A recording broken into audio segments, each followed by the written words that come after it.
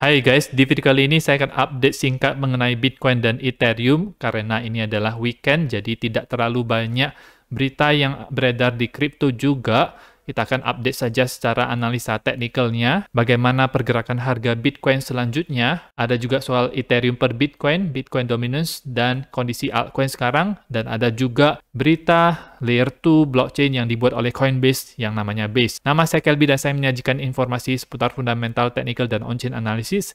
Klik like dan subscribe untuk mendukung channel saya. Kita akan lihat dulu untuk Bitcoin di time frame daily, di mana sudah 3 hari berturut-turut dalam kondisi merah seperti ini. Dump ini dari puncaknya di tanggal 14 April, itu dari harga 31.000 sampai ke 27.100 atau penurunan sebesar 12,5%. Hari ini dimulai dengan sedikit kenaikan. Support itu ada di harga 26.500, jadi seperti sebelum-sebelumnya ketika dia sebelum ke 30 ribuan, ini masih menjadi support ya teman-teman, jadi masih bisa menahan harga Bitcoin agar tetap bullish. Kalau breakdown daripada 26.500 maka akan bearish banget untuk Bitcoin. Ada potensi head and shoulders juga yang bisa terjadi untuk harga Bitcoin. Jadi seperti ini adalah head-nya, kemungkinan bisa juga seperti ini. Kalau kita lihat dari indikator untuk Bitcoin, ini dia dalam posisi bearish semuanya ya teman-teman. Nah, retestnya itu yang ideal adalah untuk di harga 25.200, di mana ini belum terjadi retest sama sekali yang ada di sini, jadi ini adalah daerah yang harus di retest oleh Bitcoin. Bisa ada kemungkinan juga melakukan retest ke depannya, jadi bukan sekarang-sekarang ini, seperti kasus di tahun 2019, retestnya itu di tahun 2020 ya, jadi sangat lama sekali itu bisa. Jadi sekarang ya kita harus melihat apakah 26.500 itu bisa bertahan atau tidak untuk harga Bitcoin. Dari time frame 4 jamnya, dari indikator juga sebenarnya tadi saya lihat itu bearish. Untuk dari time frame 1 jamnya kita lihat kalau ini dia sudah mereda, jadi sudah melambat pergerakan ke bawahnya. Sideways dari jam 2 pagi tadi ya teman-teman. Dari RSI dan MACD kemungkinan bisa naik untuk time frame 1 jamnya, jadi ini masih dalam time frame kecilnya, itu wajar saja untuk terjadi karena sudah terjadi penurunan yang cukup dalam, dan ini pas 1 minggu sudah terjadi penurunan tersebut dari tanggal 14 sampai tanggal 21 April. Kalau kita lihat dari ininya, moving average-nya, itu dekat sekali dengan support moving average 50 di harga 26.800-an.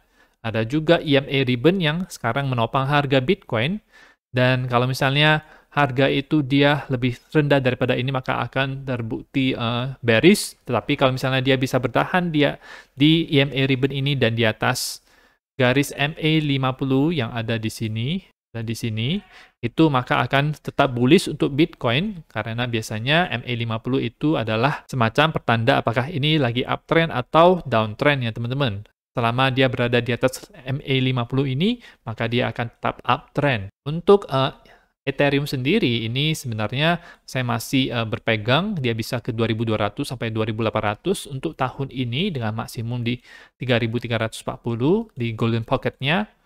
Nah, ketika Bitcoin itu melakukan penurunan, Ethereum juga sama. Sekarang berada di support untuk dekat support MA50 dan EMA ribbon-nya yang ada di sini. Selama dia berada di atas EMA ribbon ini, maka akan tetap bullish untuk Ethereum-nya ya teman-teman. Dari indikator sebenarnya ini RSI masih bearish, MACD bearish, tapi untuk money flow-nya itu dia masih hijau dan momentum wave-nya itu juga masih berada di atas. Jadi ada sedikit tanda bullish untuk Ethereum. Kelihatan di chart ETH Bitcoin-nya itu, kalau dari ketika Bitcoin turun dan yang lainnya juga turun, ada sedikit perlawanan daripada ETH, dia tidak turun sebanyak Bitcoin, dan bahkan indikator ini dia itu masih bullish ya untuk daily-nya. RSI, MACD, dan market cipher itu bahkan money flow-nya itu berubah menjadi hijau sekarang ini, jadi bullish untuk ETH per Bitcoin, kecuali money flow-nya itu berubah menjadi merah, RSI ke bawah, dan MACD tiba-tiba ini ada histogram merah, maka itu akan menjadi bearish untuk ETH Bitcoin. Posisi ETH Bitcoin ini masih bullish ya teman-teman, dan menentukan apakah alt system masih bisa berlanjut atau tidak. Ini sejalan dengan pola yang dilakukan oleh Bitcoin dominance sekarang itu, yaitu ada potensi head and shoulders yang bisa terbentuk. 1, 2 ini adalah head-nya. Di sini juga masih bisa berjalan. Tidak ada invalidasi yang terbentuk, belum. Invalidasi itu kalau misalnya dia lewat daripada head yang ada di sini, tapi belum breakdown juga, jadi belum jalan head and shoulders-nya, jadi bakal sideways dulu untuk di Bitcoin dominance-nya. Dari indikator sih sebenarnya ini perlahan-lahan akan bearish ya teman-teman. Kalau kita lihat untuk Nasdaq sendiri, ini merupakan indeks saham di mana itu close untuk Nasdaq itu lebih bagus daripada Bitcoin ya teman-teman. Nasdaq bisa close dengan macam doji star seperti ini. Dan kalau di hari Senin dia bisa tutup dengan hijau, maka itu akan bullish, bisa ke atas lagi ya teman-teman. Tidak seperti Bitcoin yang sekarang ini kondisinya itu high leverage ya. Funding rate-nya itu saya lihat hijau terus, open interest-nya itu juga tinggi, jadi banyak yang sedang trading futures, dan banyak yang ngelong, makanya dihukum dengan penurunan seperti ini. Kita lihat kalau di XY juga ya teman-teman, ini bisa close dengan merah, nurun, harusnya ya Bitcoin bisa close dengan hijau dong ya, tapi ini ada semacam manipulasi yang dilakukan oleh whale, karena orang-orang sedang banyak yang ngelong ya teman-teman. Nah, kita lihat di sini ini tampaknya cukup bearish. Kalau misalnya ini itu breakout ke bawah seperti ini ya teman-teman.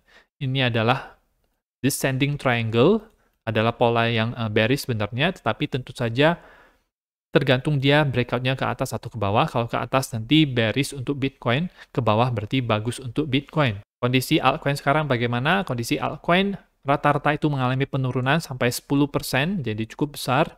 Untuk yang naik itu juga tidak terlalu banyak, paling ada Arbitrum, Leo Token, Zilliqa yang cukup kuat adalah Arbitrum kalau kita lihat, dan BNB juga ya. Dan sekarang kita akan ke berita untuk video pada hari ini.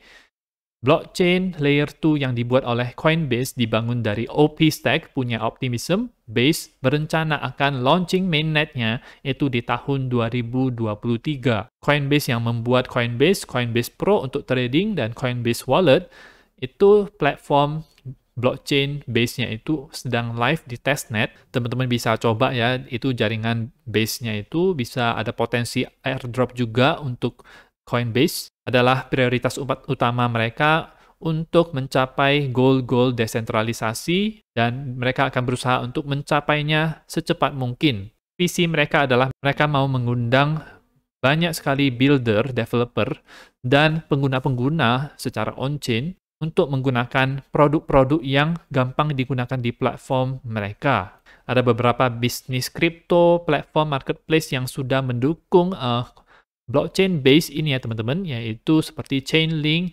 Etherscan, Aave, Animoca Brands juga ini adalah nama yang besar, The Graph.